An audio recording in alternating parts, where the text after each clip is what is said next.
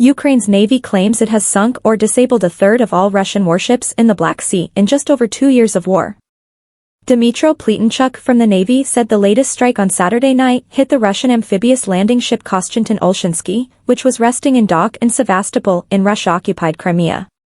The ship was Ukrainian before being captured by Russia in 2014. Pletenchuk previously announced that 2 other landing ships of the same type, Azov and Yamal, also were damaged in Saturday's strike along with the Ivan Kurz intelligence ship. He said the weekend attack, using Ukraine-built Neptune missiles, also hit Sevastopol port facilities and an oil depot. Our ultimate goal is complete absence of military ships of the so-called Russian Federation in the Azov and Black Sea regions, Pletenchuk said. Ukraine's president, Volodymyr Zelensky, has replaced the Secretary of Ukraine's National Security Council, Alexei Danilov, with Alexander Litvinenko, 51, head of the Foreign Intelligence Service. Danilov had been Secretary of the Council since October 2019. Zelensky said Danilov was being transferred to new duties, with details to be made public later. The strengthening of Ukraine and the renewal of our state system in all sectors will continue. Ukraine has staged further air attacks on Belgorod, just over the border inside Russia.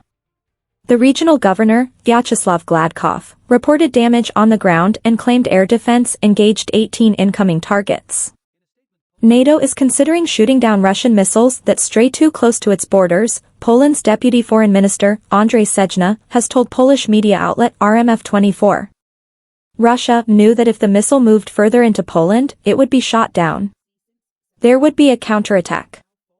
Poland's armed forces said Russia violated Poland's airspace on Sunday morning with a cruise missile launched at targets in western Ukraine.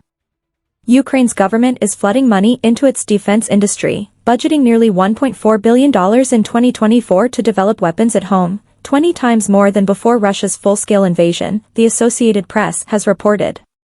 A huge portion of weapons are being bought from privately owned factories sprouting up across the country, such as a mortar factory in western Ukraine making roughly 20,000 shells a month. To help with labor shortages, the government has exempted defense industry workers from military service. Compared with last year, Ukraine's output of mortar shells is about 40 times higher and its production of ammunition for artillery has nearly tripled, said Oleksandr Kamyshin, Ukraine's Minister of Strategic Industries. There has also been a boom in drone startups, with the government committing roughly $1 billion on top of its defense budget. There are about 200 companies in Ukraine now focused on drones, delivering 50 times more of them in December compared with a year earlier, according to Mikhailo Fedorov, the Minister of Digital Transformation.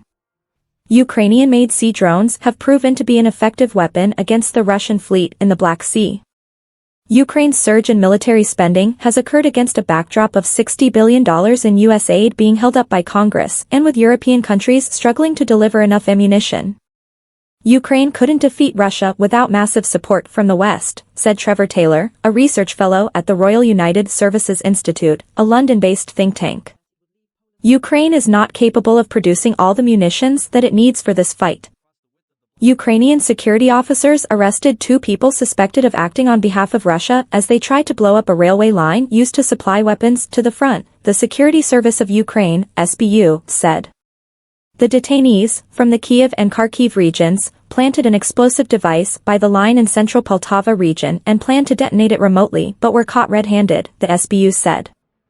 In Kharkiv and parts of the southeastern Zaporizhia region, 200,000 people remained without electricity after last Friday's attacks on the country's energy infrastructure. Emergency power outages have also reportedly been introduced in Ukraine's Black Sea port city of Odessa.